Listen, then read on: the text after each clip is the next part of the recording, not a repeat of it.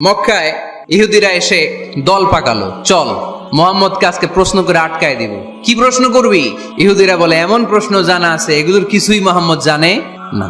ইহুদিরা এসে হাজির, মোহাম্মদ আমরা কালিমা পড়ে মুসলমান হব। আল্লাহ রাসূল তো মহা খুশি, তবে শর্ত আছে। কি শর্ত? 3টা প্রশ্নের উত্তর দিতে পারলে লাইন ধরে আমরা সব কালিমা পড়ে ফেলবো। কোন 3টা প্রশ্ন বলো? মোহাম্মদ বলো তো রুহু কারে বলে? আসহাবে কাহাফ সম্পর্কে কি জানো? 3 নাম্বার প্রশ্ন, মান হুয়া যুলকারনাইন, যুলকারনাইন সম্পর্কে কি জানো বলো। আল্লাহ রাসূল সাল্লাল্লাহু আলাইহি ওয়াসাল্লাম বললেন গাদান উজিবুকুম, আগামীকাল উত্তর দিব।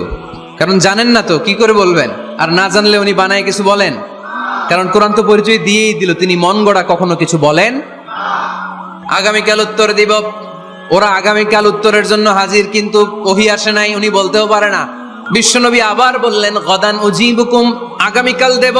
তারপরের দিন ইহুদিরা এসে হাজির, বিশ্বনবী উত্তর করতে পারেন না। তৃতীয় দিনও তিনি পারেন না, এসে হাসাহাসি শুরু করছে। এই মক্কার লোকেরা দেখো, এই লোকটা এতদিন তোমাদেরকে ভুল বুঝাইছে। এই লোকটা এতদিন বলেছে তিনি নবী, তিনি যদি নবী হতো তিনি তো প্রশ্নের উত্তর করতে পারতো, পারে না কেন? এটাই প্রমাণ করে তিনি নবী নয়। তিনি যদি জানতেন তাহলে তো উত্তর দিতেন, পারেন না কেন? 3 দিন 4 দিন, আহা, নবীও লজ্জায় অসহায়, উত্তর দিতে পারেন না। টানা 15 দিন ওহী আসে নাই, নবী উত্তরও দিতে পারে না। আল্লাহ রাসূল সাল্লাল্লাহু আলাইহি ওয়াসাল্লামের জন্য এত বিব্রতকর পরিস্থিতি আর কখনো ছিল না। তিনি বারবার বলতেছেন কালকে বলবো, কিন্তু উত্তর আসে না। এর কারণ নবী ইনশাআল্লাহ বলে নাই। এরপর আল্লাহ কোরআনের আয়াত নাযিল করলেন, ওয়ালা তাকুলান্না লিশাইইন ইন্নী ফাইলুন যালিকা গাদা ইল্লা আন ইয়াশা আল্লাহ। নবী গো, ভবিষ্যতের কোন কাজের ব্যাপারে যদি কাউকে ওয়াদা দেন, ওয়াদা দেওয়ার আগে অবশ্যই ইনশাআল্লাহ বলে দিয়েন।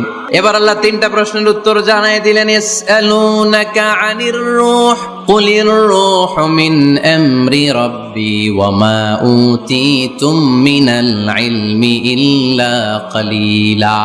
দ্বিতীয় উত্তর জানাই দিলেন, আম হাসিবতা আন্না আসহাবাল কাহফি ওয়ার রাকিব কানু মিন আয়াতিনা আজাবা।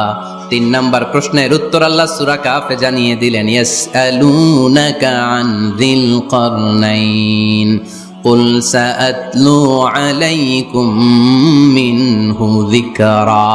আল্লাহু আকবার। এবার নবী দাঁড়িয়ে গেলেন, বললেন কার কার উত্তর লাগবে আসো। রূহু হলো আল্লাহর আদেশ, আল্লাহর আদেশে ঢুকে আর আল্লাহর আদেশে বের হয়।